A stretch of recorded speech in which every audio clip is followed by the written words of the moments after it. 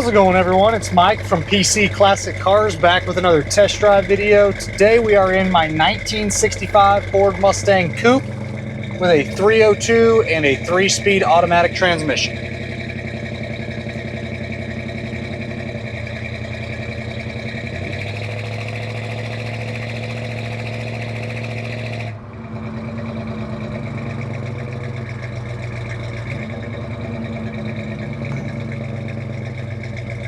Alright, so again we have a 65 Ford Mustang Coupe.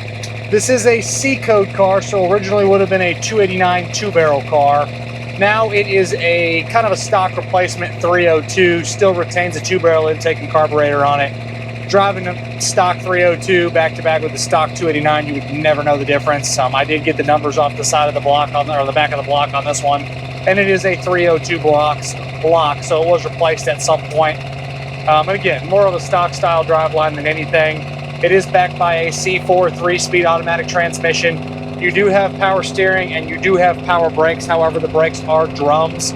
The pedal does have some travel in it, being that it is drummed, but it does stop well. I would suggest going to a disc brake conversion because it's so easy to do on a Mustang and it's well worth it. And then your exhaust has basically been replaced all the way from after the manifold all the way back. It's got, again, stock style manifolds, full dual exhaust, knockoff style Flowmasters, and then full tailpipes. As you can hear, it sounds really good going down the road. Very comfortable, easy cruising Mustang. This one does have an aftermarket aluminum radiator with an electric fan. And then again, your best upgrade is going to be the aftermarket AC with the underdash unit there. That's about a $5,000 setup if you're going to go drop it off at a shop. If you're looking at old cars, usually you're going to be shopping for AC as well if it's not already on the car. So this one already being done is a big bonus. Again, drivability is good. Drives like a stock style Mustang. Road feels nice and tight. Front suspension feels good. Steering feels good as well. And again, kicking that AC on it blows nice and cold. Interior is a stock style black interior outside of the aftermarket console here, but the console's in nice shape. Carpet is older. I believe it's been re-dyed because it's just, again, an older style material, but it looks good. Mats are in nice shape. Headliner's good. Visors are good. Dash pad's nice. You do have an aftermarket stereo with some speakers in the back. Sounds good. Aftermarket wood grain steering wheel. Gauges are all stock style gauges. We're reading 6,874 miles. You do have 3 gauges under the dash, which are the ones that are functioning. Those lights come on. The factory temp gauge is not hooked up, but your speedo is working. Your fuel gauge is working. I will say the speedo is inaccurate a little bit. But it is functioning. It's just not 100% accurate. And then you have the 3 gauges down here: voltage, oil pressure, and water temp. The temperature gauge is great oil pressure. However, the factory voltage gauge is not reading, so probably just needs to be a little connection, or excuse me, the aftermarket voltage gauge in the 3-gauge pod is not working. This one would have just originally had a voltage light. So to recap the items that are not working: the horn doesn't do anything. The aftermarket voltage gauge is not working. I do not have any door lock keys for both doors. I just have ignition key and deck lid keys. And then I believe the other items were the washer fluid sprayers and the reverse lights. So really small, nitpicky list of items, but an afternoon's worth of work to get all that stuff going. And again, if you're watching this, you might be able to see my feet. I can't tell from back there. There is some play in the brake pedal, but it does stop well. You just have to push the pedal a little bit further than you normally like. Pretty indicative of drum brakes, but it does stop nice. All right, temperature, we're about 165, 170 degrees, so we're warmed up enough. We can do a little bit more of an aggressive pull on it. 302 sounds good.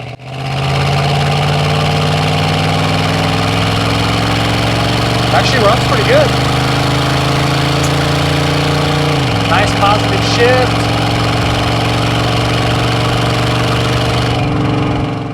Then you're in high gear and you're just cruising. It's a good cruising car at 65. Yeah, we're stuck right at 50. We'll get up a little bit further there.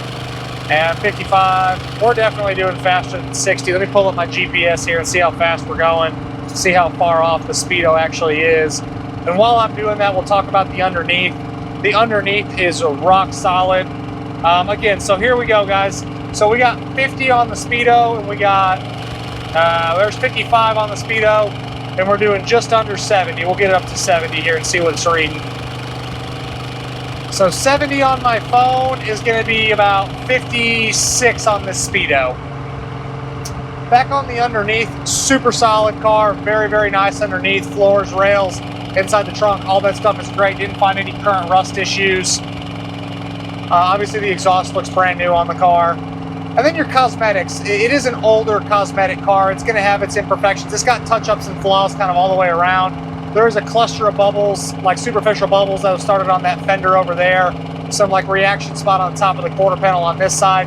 From 7-8 foot away, you don't see any of that stuff. When you get up real close, you see the imperfections around the car. The paint is old. It's older black paint job. Black shows more than anything. Still represents well, but just on close inspection, it is an older paint job. But outside of those bubbles that are on that fender, it is a good solid car. Take a look at the additional infos tab. It's going to outline all of the imperfections, front, back, inside, and out. Again, drum brakes, it stops like you'd expect drum brakes. I'd go with discs, it's well worth it. You can buy a stock style disc brake conversion on this car from your local AutoZone or O'Reilly's. You don't have to get crazy on it. You can spend a couple $100 and have disc brakes. Suspension is all stock style equipment. Nothing is high performance. It all checks out great. Some of the bushings in the rear are a little bit older, but a lot of the front end components look newer. Ball joints look like they've recently been replaced, and as you can see, this car drives really nice and straight.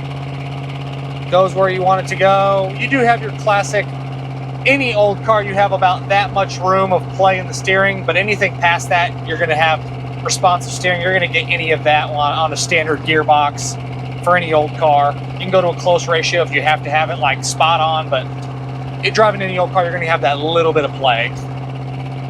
Seats feel awesome. Very, very comfortable Mustang to drive. Tons of room between me and the steering wheel. Tons of room between my head and the steering, or and the headliner. So nothing to complain about there. I'm 6 foot tall, about like 190 pounds or so, and I fit in this car very comfortable. Back seat looks great. Glass is all nice. The back glass does have some scuffing and some like streaks in it. Side windows again look better than the back glass. Vent windows open and close like they should. And windshield again has some minor scuffing, but nothing that's out of place or stone chips or anything like that. We're banging through our gears here.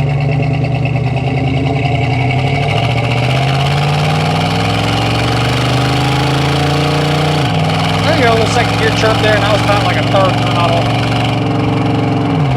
Then high gear, it's just cruising. You have a little bit of whine from the power steering pump. I'll make sure that the fluid's topped off. It's probably just a little bit low on power steering fluid. But a good driving Mustang. Very comfortable car. Again, I like having this console. Flips open and close. You got some cup holders. Glove box open and closes like it should. Doors open and close well. They don't pop back out at you when you try to close them. Like the door strikers aren't aligned. This one's aligned well. Doors open and close great.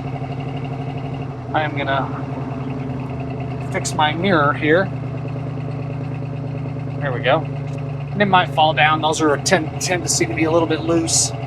You do have an aftermarket switch over here on the underneath the dash. That's gonna be your fog lights.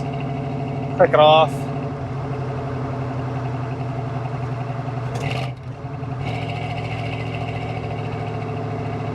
Overall, it's a good Mustang. It is older cosmetically, that's why this one's a little bit cheaper than the rest of my Mustang coupes, but this is a great car.